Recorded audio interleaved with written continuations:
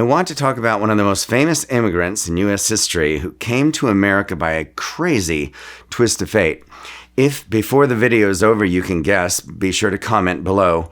But here's his story. He was Hungarian. He was born in Budapest, and at age 17, he wanted to have adventure, glamour, bravery, courage, and all these things, and see what it was like to fight in an army. He was only 17.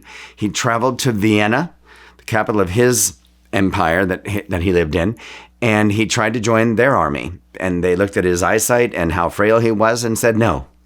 He then zipped over to Paris and tried to join the French Foreign Legion, and for the same reasons, they said no. Then he went to London, and in Britain, they said no for the same reasons. And finally, very discouraged, but very persistent, he zipped over to Hamburg, Germany, in northern Germany.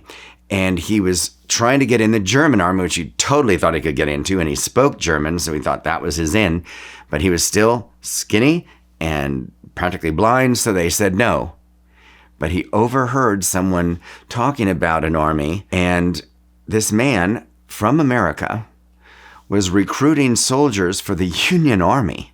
So he came to America, joined a New York regiment, and did see a little service in the very end of the U.S. Civil War. He then decided to move to where the action was, and that was St. Louis.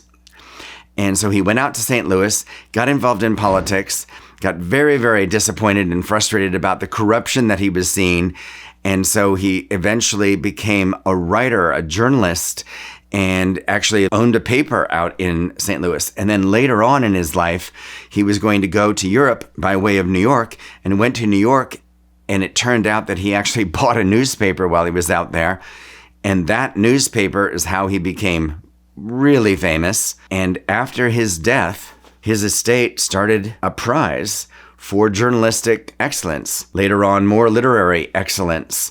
And you know this prize, and now you know this man's name. His name was Joseph Pulitzer, and he is the namesake of the Pulitzer Prize. I hope you got it, and wasn't that a fun twist of fate? Thanks for joining.